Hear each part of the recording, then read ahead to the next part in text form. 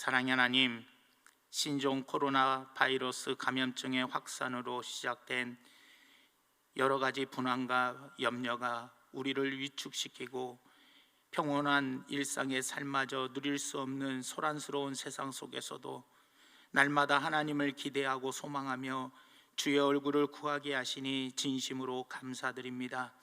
우리나라는 외세의 침입과 강탈, 전쟁과 분단, 이념과 사회 갈등을 비롯해 정치, 경제, 사회, 문화, 안보 등 여러 분야에서 수많은 역경과 고통을 겪어왔지만 그때마다 하나님께서 긍휼히 여기셔서 돌보고 구원해 주신 은혜를 기억하며 이 시간에 감사드립니다.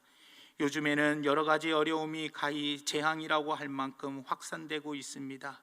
우리나라에 8,799명의 확진자와 102분의 사망자가 있었으며 전 세계적으로 30만 3,816명과 12,966명이 사망하였습니다.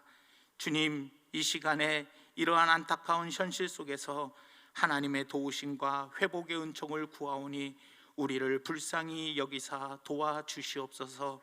자비하신 하나님, 우리는 코로나 바이러스로 인해 공동체 활동이 제한되는 어려움 속에서 사순절을 보내고 있습니다. 한국교회는 가시밭길처럼 느껴지는 지금의 상황 속에서도 예수 그리스도의 고난을 기억하며 자비하신 주님의 사랑을 이 시간에 기대합니다. 이 시간 생태계를 파괴하고 더불어 살아가지 못한 우리의 탐욕을, 물질 만능으로 세상적인 가치에 마음을 뺏겨 예수 그리스도의 정신과 삶을 잃어버린 교회의 부패를, 하나님의 눈과 마음이 향하는 그늘진 곳을 외면했던 우리의 거짓되고 위선적인 삶을 예수 그리스도를 온전히 알고 배우며 한마음 되고자 말씀과 기도로 무장하지 않았던 나태함을 회개합니다. 주여, 우리를 용서하여 주시옵소서. 코로나 바이러스로 인한 이 위기와 혼란의 시간이 온 성도들에게 주 안에서 참회와 성찰과 갱신의 시간이 되게 하셔서 새롭게 변화되게 하여 주시옵소서. 교회가 코로나 바이러스로 인한 환자들을 비롯해 어려운 사람을 보살피고 사랑의 수고를 아끼지 않는 선한 사마리아인이 되게 하여 주시며 바이러스의 확산을 막기 위해 애쓰는 의료진과 공무원 그리고 자원봉사자들을 비롯해 온 국민이 한마음이 되어 위기를 극복하게 하여 주시옵소서. 예배의 중단으로 가정과 각자의 삶의 터전에 흩어져 있는 성도들을 예배 가운데 만나 주시옵소서. 교회에 나오지 못해 육신적으로는 거리가 멀어졌지만 마음의 거리, 영적의 거리는 멀어지지 않게 하여 주시고 은혜를 향한 심령의 가난함이 더욱 커지게 하셔서 모든 것이 회복되고 교회의 성전문이 다시 활짝 열렸을 때에 목마른 사슴이 시냇물을 찾듯 예배당으로 몰려나오게 하여 주시옵소서. 그리하여 원없이 하나님의 은혜를 갈망하며 목청 터지라 찬양하고 전심으로 예배할 수 있는 그날이 하루속히 올 수 있도록 은혜 위에 은혜를 더하여 주시옵소서. 한 번도 실수가 없으신 하나님의 얼굴을 구하는 모든 인생들을 끝까지 사랑하시는 예수님의 이름으로 간절히 기도 올리옵나이다. 아멘. 오늘 은혜 받으실 하나님 말씀은 마태복음 17장 14절에서 23절까지의 말씀입니다. 한 목소리로 합독합니다. 그들이 무리에게 이르매 한 사람이 예수께 와서 꿇어 엎드려 이르되 주여, 내 아들을 불쌍히 여기소서. 그가 간절히 심히 고생하여 자주 불에도 넘어지며 물에도 넘어지는지라. 내가 주의 제자들에게 데리고 왔으나 능히 고치지 못하더이다. 예수께서 대답하여 이르시되 믿음이 없고 패역한 세대여, 내가 얼마나 너희와 함께 있으며 얼마나 너희에게 참으리요. 그를 이리로 데려오라 하시니라. 이에 예수께서 꾸짖으시니 귀신이 나가고 아이가 그때부터 나으니라. 이때의 제자들이 조용히 예수께 나와 이르되 우리는 어찌하여 쫓아내지 못하였나이까? 이르시되 너희 믿음이 작은 까닭이라. 진실로 너희에게 이르노니 만일 너희에게 믿음이 겨자씨 한 알만큼만 있어도 이 산을 명하여 여기서 저기로 옮겨지라 하면 옮겨질 것이요 또 너희가 못할 것이 없으리라. 없음. 갈릴리에 모일 때에 예수께서 제자들에게 이르시되 인자가 장차 사람들의 손에 넘겨져 죽임을 당하고 제3일에 살아나리라 하시니 제자들이 매우 근심하더라. 아멘. 주님의 말씀을 귀 기울이게 하소서라는 제목을 가지고 하나님 말씀을 전하려고 합니다. 오늘 본 말씀 바로 앞에 부분의 내용이 바로 무엇이냐? 예수님은 베드로와 야고보와 요한 3명의 제자를 데리고 높은 산에 올라갑니다. 높은 산에 올라갔는데 그곳에서 예수님의 변형된 모습을 보게 됩니다. 예수님의 모습이 해같이 밝게 빛났고 예수님의 옷은 밝은 빛같이 하얘졌다라는 거예요. 그런 변화된 예수님의 모습을 보고 베드로는 이렇게 이야기합니다. 예수님, 여기가 좋사오니 우리 여기에 초막 셋을 짓고 여기서 함께 영원토록 살았으면 좋겠습니다 라고 이야기를 합니다. 하지만 예수님은 그 제자들을 데리고 다시 산 아래 동네로 내려왔다라는 겁니다. 여기서 우리가 한번 생각해 보아야 할 필요가 바로 뭐냐? 우리는 이 땅, 산 아래 이 세상에서 살아가는 존재입니다. 하지만 이 세상에서 살아갈 때 때로는 기진하고 탈진하며 영적으로 목마를 때 우리는 하나님의 은혜를 맛보기 위하여 나 혼자만의 깊은 산, 높은 산 위에 올라가 하나님과 깊은 교제의 시간을 가져야 한다는 거예요. 그곳에서 하나님과 나와의 단둘이 깊은 교제의 시간을 갖고 하나님의 영광을 맛본 후에는 그곳에 계속 머물러 있는 것이 아니라 우리는 반드시 이 세상인 산 아래로 내려와야 한다는 거예요. 그래서 우리 인생의 순례길은 때로는 산 높은 곳에 올라가서 혼자 하나님과의 깊은 교제의 시간을 통하여 힘을 얻고 하나님의 영광을 맛본 후에 우리는 반드시 이 세상에 내려와서 하나님께서 주신 은혜를 가지고 우리는 살아가는 그런 산에 올라갔다가 다시 이 땅에 내려오는 오르락내리락하는 순례자의 길을 걸어가야 되더라는 겁니다. 예수님께서 제자들과 함께 산 아래로 내려왔는데 예수님은 제자들의 혼란스러움과 그리고 무능력과 마주치게 됩니다. 한 아버지가 자신의 아들이 귀신에 들려서 미쳤습니다. 귀신에 들려있는 이 아들이 상태가 심각했어요. 어디서든지 넘어지고 거품을 물고 그리고 자주 물에도 뛰어들고 불에도 뛰어드는 그런 아이였습니다. 하지만 이 세상에 남아있던 9명의 제자들을 어떻게 좀 고쳐보려고 했지만 그 9명의 제자들은 고치지 못하고 혼란 속에서 왜 우리는 안 될까? 무능력 속에서 있었더라는 거예요. 그 혼란과 무능력에 있던 제자들을 딱 마주치고 난 후에 상황 이야기를 들어보니 이 아이를 고치지 못했다라는 거예요. 그래서 예수님은 그 아이를 데리고 와라라고 말씀을 하십니다. 그리고 나서 화나시는 말씀을 하십니다. 화를 내시는 말씀이 바로 무엇이냐? 오늘 본문 말씀 17절 말씀에 예수께서 대답하여 이르시되 믿음이 없고 패역한 세대여, 믿음이 없고 패역한 세대여, 내가 얼마나 너희와 함께 있으며 얼마나 너희에게 참으리요, 그를 이리로 데려오라. 정말로 어떻게 할 줄 몰라서 혼란과 그 무능력한 제자들, 그 제자들을 만났을 때 예수님은 너무나 답답한 거예요. 내가 언제까지 너희와 함께 하겠냐? 나 너희들과 함께 있을 수 없어 하시면서 이 믿음이 없는 패역한 세대라고 책망하셨다라는 거예요. 그리고 오늘 본 말씀 22절과 23절에 예수님께서 십자가에 죽으시고 3일 만에 부활하시고 이제 나는 하늘나라로 올라간다라는 예수님의 십자가의 죽음에 대해서 설명을 해 주었다라는 거예요.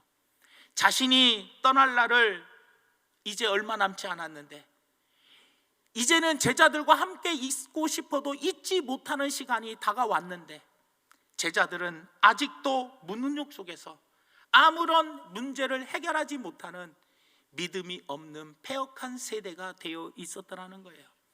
이런 주님의 답답한 마음, 3년 반이나 함께 동고동락하면서 예수님의 가르침을 받았고 예수님의 능력을 체험했던 그 제자들이 이제는 믿음을 가지고 예수님이 떠나가도 이제는 제자들이 그 믿음의 사역을 감당할 줄 알았는데 제자들이 그 사명을 감당하지 못하고 무능력하게 있었다라는 거예요. 여러분, 교회가 어떤 곳입니까? 예수님을 대신해서 이 세상에서 치유와 권능을 행하고 진리의 말씀을 선포하며 그 진리의 말씀을 전해야 하는 곳이 교회입니다. 그런 교회가 무능력해지면 예수님께서는 내가 너희들에게 그동안에 얼마나 많은 은혜를 부어주었는데, 내가 너희들에게 그동안에 얼마나 많은 말씀을 전해주었는데 너희들은 왜 믿음이 없이 이렇게 무능력한 신앙생활을 하느냐, 우리에게 책망을 하시더라는 겁니다. 교회가, 성도들이 무능력해진 원인이 바로 무엇입니까? 세상의 물질과 권력을 가까이 하기 때문에, 세상의 쾌락을 가까이 하기 때문에 우리의 믿음이 약해질 수밖에 없다라는 거예요. 그리고 패역한 세대의 사람들이 되고 말아 버리더라는 겁니다. 물질과 권력의 힘을 믿고 또 쾌락을 즐겨 하다 보니 예수님을 바라보지 않기 때문에 믿음이 약해지고, 그리고 우리는 우리의 사명을 감당하지 못하더라는 겁니다. 중세기의 신학자 아퀴나스와 그때 당시에 교황이었던 이노센트 4세가 이런 대화를 나눴어요. 이노센트 4세 교황이 라테란이라는 성당문으로 큰 수레가 들어오는데 그 수레에 각종 돈들, 보물들이 잔뜩 쌓여서 헌금으로 막 들어오는 모습을 보며 아퀴나스에게, 성직자에게 이런 이야기를 합니다. 여보게나, 이젠 교회가 은과 금은 없어도란 말을 하던 시대는 끝났네. 저 보물들을 보게. 은과 금은 내게 없거니와 내게 있는 것으로 내게 주노니 곧 나사렛 예수의 이름으로 일어나 걸어라. 이 말씀을 인용하여 이제 교회는 은과 금이 많이 있다라고 이야기를 합니다. 그럴 때 이 아퀴나스 성직자가 이런 이야기를 합니다. 예, 그렇습니다. 그렇지만 교황님이요, 오늘날의 교회는 은과 금은 있지만 대신 안진뱅이에게 일어나 걸으라고 말할 수 있는 나사렛 예수 그리스도의 이름의 능력은 잃어버리고 말았습니다 라고 이야기를 하더라는 겁니다. 키에르케고르는 이런 이야기를 합니다. 예수님은 물을 포도주로 만드는 기적을 행했다. 그러나 오늘날의 교회는 예수님보다 더 위대한 능력을 행하고 있다. 지금의 교회들은 그 포도주를 물로 만들어 버렸기 때문이다 라고 이야기를 했다라는 겁니다. 한마디로 교회는 포도주와 같은 맛이 있는 교회가 되어야 하는데 바로 맹물과 같은 교회가 되어버리고 맹물과 같은 성도가 되어버렸더라는 겁니다. 소금이 맛을 내듯이 빛과 소금이 역할을 감당해야 할 성도들이 아무런 맛을 내지 못하는, 밖에 버려져 밟혀버리는 그런 맹물과 같은 성도와 교회가 되어버렸다라고 지적하고 있더라는 겁니다. 지금 코로나 바이러스로 인하여 위기의 때에 많은 사람들이 도움을 필요로 할 때 사람들은 자신을 도와줄 사람을 필요로 합니다. 이런 혼돈의 시대에 사람들은 진리의 길을 보여줄 존재를 필요로 하더라는 거예요. 이런 누군가가 필요하던 이 시대에, 지금 이 어려운 이 시기에 교회와 성도들은 어떤 사람이 되어야 하느냐? 그들에게 필요한 예수 그리스도의 이름을 전해 주어야 되더라는 겁니다. 이것이 예수님이 우리를 향한 기대이고, 이런 기대에 못 미치는 교회와 성도들을 향하여 예수님은 믿음이 없는 패악한 세대요 라고 우리에게 책망하고 계시더라는 겁니다. 오늘날 우리 사회의 모습들이 어떤 모습입니까? 우리 사회가 마치 귀신에 들려있는 사회와 똑같더라는 거예요. 오늘 아버지가 귀신 들린 아들을 데려왔던 것처럼 이 대한민국의 사회도 이 귀신 들려 있는 것 같아요. 왜냐하면 첫째로 우리 사회는 물질에 미쳐서 귀신 들려 있어요. 더 많은 부를 얻기 위해 치열한 경쟁으로 몰아갑니다.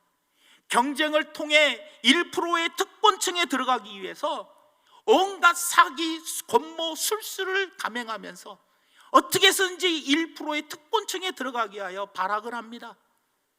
1%에 들어가지 못한 99%는 들어가지 못했기 때문에 절망하며 자존감을 잃어가고 있는 사회라는 거예요. 이 극대화라는 명목으로 인해서 비정규직, 저임금 구조, 불안정한 노동을 강요받고 있어요. 그래서 모든 비인간적인 그 제도들이 합리화되어 가고 있는, 미쳐있는 사회들라는 거예요. 사람 중심의 사회가 아니라 물질 중심의 사회로 돌아가는 사회이고, 이것이 사람들을 미치게 하고 있더라는 겁니다. 돈을 위해서라면 오늘 이 아이가 물속에라도 불속에라도 뛰어들어가는 것처럼, 돈을 얻기 위해서라면 물속이든 불속이든 뛰어가는 미친 사회가 지금 이 사회가 되어버리고 말아버렸더라는 겁니다. 두 번째로, 부모들은 자녀 교육에 미쳐서 귀신 들려 있어요. 낙오되면 죽는다라는 것을 알기에 어떻게 해서든지 자녀들을 닥달합니다. 들들 볶습니다.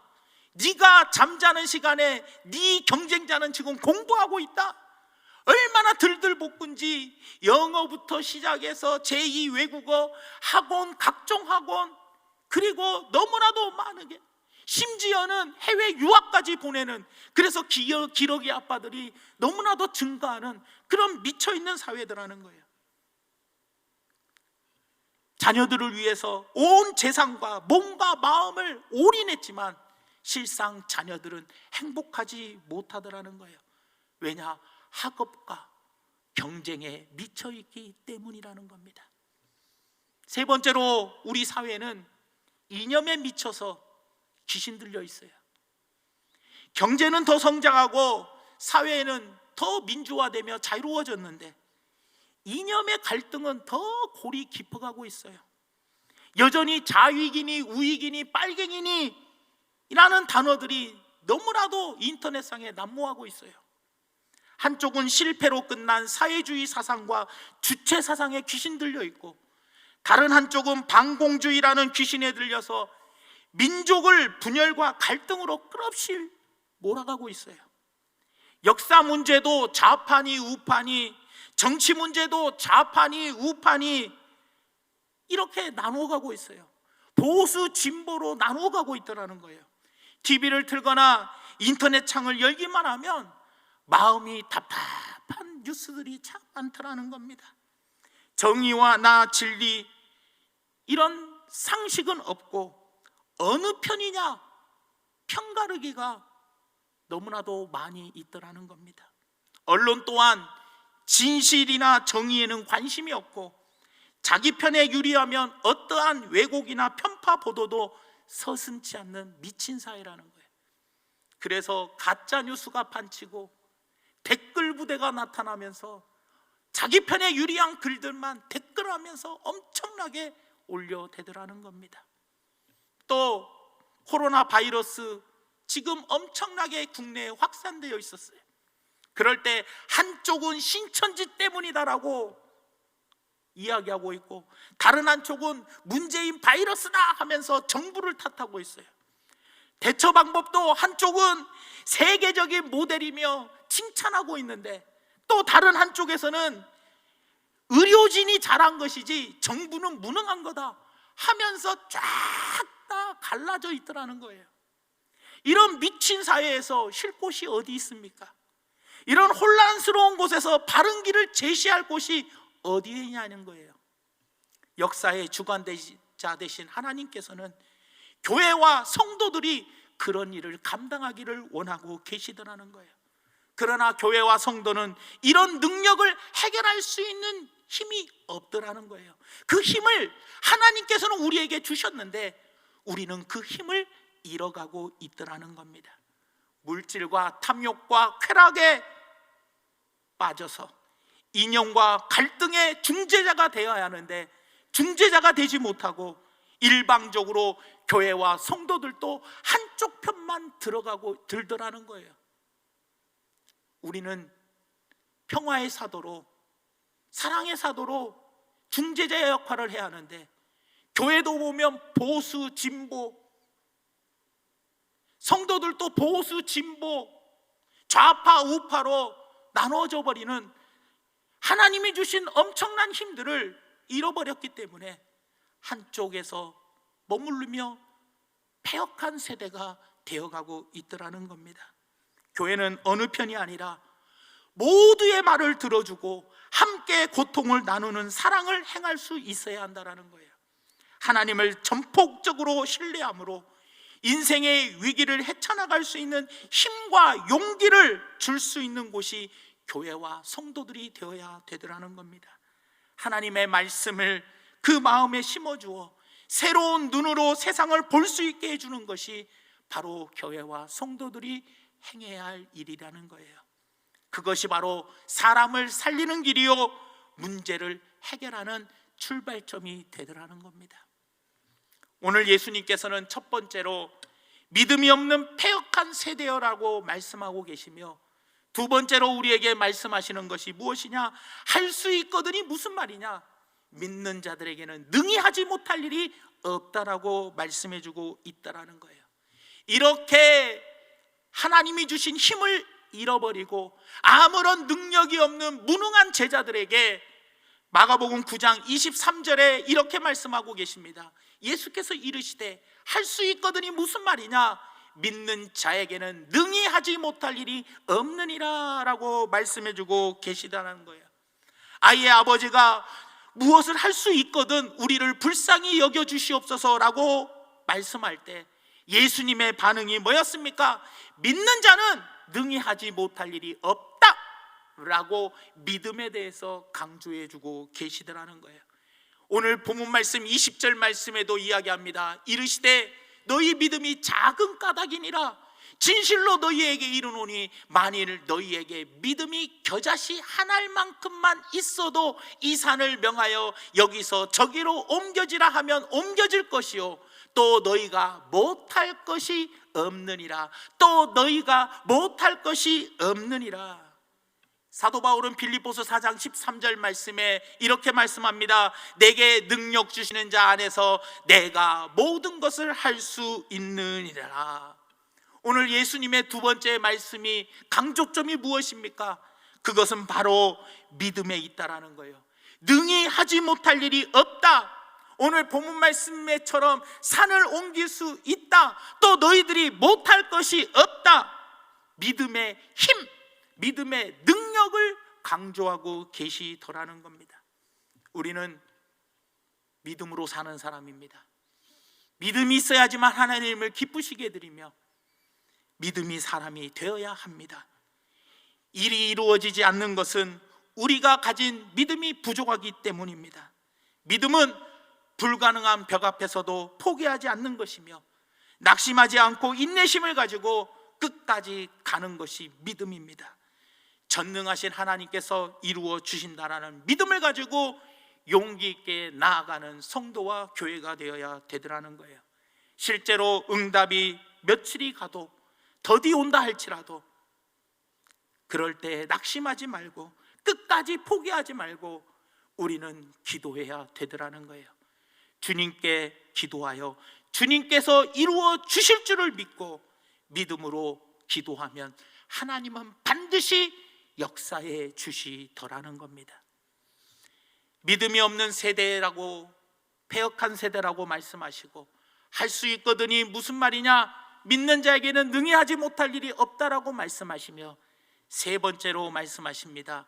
기도 외에는 다른 것으로 이런 종류가 나갈 수 없다라고 말씀해주고 있더라는 겁니다. 믿음을 유지하기 위해서는 필요한 것이 바로 뭐냐? 기도입니다. 왜 우리가 하나님이 우리에게 믿음을 주셨는데 단번에 주신 그 믿음을 잃어가는 이유가 바로 뭡니까? 그건 바로 끊임없는 기도가 없기 때문이라는 거예요. 오늘 본문 말씀 21절에는 없음이라고 이야기를 합니다. 하지만 마가복음 9장 29절에는 이 없음이라는 말에 어떤 내용이 들어가느냐? 이르시되 기도 외에 다른 것으로는 이런 종류가 나갈 수 없느니라 하시니라.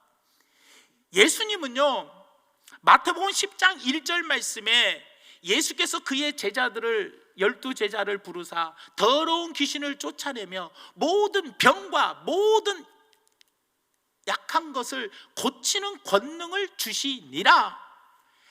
예수님은요 12명의 제자들에게 더러운 귀신을 쫓아내고 모든 병과 모든 약한 것을 고치는 권능을 이미 주셨습니다. 그리고 마가복음 6장 12절 13절에 보면 이렇게 이야기합니다. 제자들이 나아가서 회개하라 전파하고 많은 귀신을 쫓아내며 많은 병자의 기름을 발라 고치더라. 다시 말하면 둘씩 70명을 짝지어서 보냈어요. 짝지어서 보냈을 때 그들은 하늘에서 귀신이 떨어지는 것을 보며 어떻게 했습니까? 많은 기적을 나타내 주었다라는 거예요. 예수님은 12명의 제자들에게 이미 귀신을 쫓아내며 모든 병과 모든 약한 것들을 고치는 권능을 주었고, 실제로 그 권능을 가지고 나아가서 전도할 때 그 권능의 역사가 나타났다라는 거예요. 그런데 17장으로 와보니 10장에서 그 권능을 받고 그 권능을 행했는데 17장쯤에 와보니 그 권능을 행하지 못하더라는 거예요. 이유가 무엇입니까? 그 힘을, 주님이 주신 그 힘, 마태복음 10장 1절에서 주신 그 힘을 받아가지고 70명이 둘씩 짝지어서 그 힘을 행하고 돌아와서 승리하며 기뻐했는데 17장에 와가지고는 무능력한 모습을 보여주었더라는 거예요. 왜요? 주님이 주신 그 힘을 유지하지 못했더라는 거예요. 그 힘을 보존하지 못했기 때문이라는 거예요. 그러기 때문에 순간순간 그 힘을, 그 믿음의 권능의 힘을 유지하고 보존하기 위해서 기도가 필요하더라는 거예요. 인간은 끊임없이 세상의 유혹과 가치관에 흔들리기 때문에 믿음을 잃어버릴 때가 있다라는 거예요. 물질과 권력과 쾌락에 나의 가치관을 흔들어 놓습니다. 많은 매스컴들이 나의 가치관을 혼란스럽게 하고, 많은 가짜 뉴스들이 이것이 사실이냐 나의 모든 생각을 뒤죽박죽에 만들어 버립니다. 하지만 그럴 때 우리에게는 믿음이 필요하더라는 거예요. 믿음을 잃어버리니 우리는 그 가치관에 흔들려서 한쪽 편을 들고 또 어느 사람은 다른 쪽 편을 들더라는 거예요. 교회와 성도들은 모두를 품어주고 모두를 사랑하고 모두에게 진리의 하나님의 말씀을 전하며 어느 한쪽 편에 서는 것이 아니라 모두를 품어줄 수 있는 사람이 되어야 하는데 기도하지 않았기 때문에, 믿음이 식어갔기 때문에, 그 믿음의 능력을 잃어버렸기 때문에 사람들의 말에, 어떤 뉴스에, 또 어떤 정치가들이나 어떤 학자들이나 또 어떤 유명한 스타들의 말에, 또 가짜 뉴스에 사람들의 마음은 혼란을 겪고 그리고 어느 한편에 서게 되더라는 겁니다. 사랑하는 여러분, 기도는 전폭적으로 주님을 의지하고 신뢰하는 겁니다. 기도를 많이 하는 사람과 많이 하지 않는 사람은 무엇이 다릅니까?